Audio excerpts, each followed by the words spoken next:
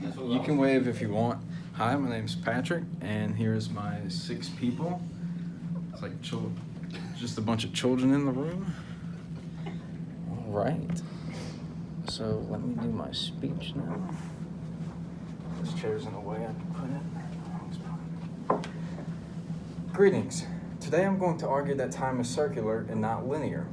The first term that I have to define is circular. Circular can be defined as moving in or describing a circle or spiral. The first piece of evidence I have comes from an article titled Nietzsche and the Eternal Recurrence. According to Lomax, Nietzsche used to be a philosopher who developed a theory known as eternal recurrence. Eternal recurrence is a theory that everything within the universe, including the energy, is recurring and will continue to recur infinitely and in similar ways. The major premise is that time is moving in or describing a circle or spiral. The minor premise is that time will continue to repeat itself infinitely. Therefore, time is circular. The second piece of evidence that I have comes from an article titled Wormholes, Space Machines, and Time Machines. According to Dr. Friedman, a wormhole is a way to traverse through space-time from point A to point B. If you were to travel through point A of the wormhole to point B of the wormhole, and then travel faster than the speed of light back to point A, and then continue this pattern, you will be able to step outside of your frame of reference and notice that you're traveling in a circular motion. The major premise is that time is moving in or describing a circle or spiral. The minor premise is that a wormhole is a way to traverse through space-time in a circular motion. Therefore, time is circular. The third piece of evidence that I have comes from an article called A Brief History in Time. According to Stephen Hawking, time is not separate from space, but they come together to create a single object known as space-time. He later mentions that we might say that time is linear, but that's only because that's how we measure it. But in fact, on smaller scales, time is highly curved and multidimensional. On bigger scales, we are unable to see this curvature and these extra dimensions.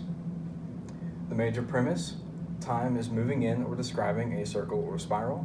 The minor premise is that space-time is highly curved and multidimensional, therefore time is circular. My opponent might say that time is linear because Nietzsche's theory is impossible, or Nietzsche's theory of eternal recurrence is impossible due to entropy. Well, this is wrong because according to Lomax, if you look at eternal recurrence on a smaller scale, entropy holds. Another thing my opponent might say is that time is linear because space-time is flat and doesn't give the proper conditions for wormholes. Well, this is wrong because according to Stephen Hawking, space-time is not flat. In fact, it's highly dimensional or highly curved and multidimensional. Another thing my opponent might say is that time is linear because man records time or measures time as having a beginning and an end. Well, this is wrong because according to Benner, man might measure a beginning and an end due to the rise and fall of man, but this might lead to just another era for another rise and fall of another species. Time can be considered cyclical. So philosophically, time is circular because of eternal recurrence.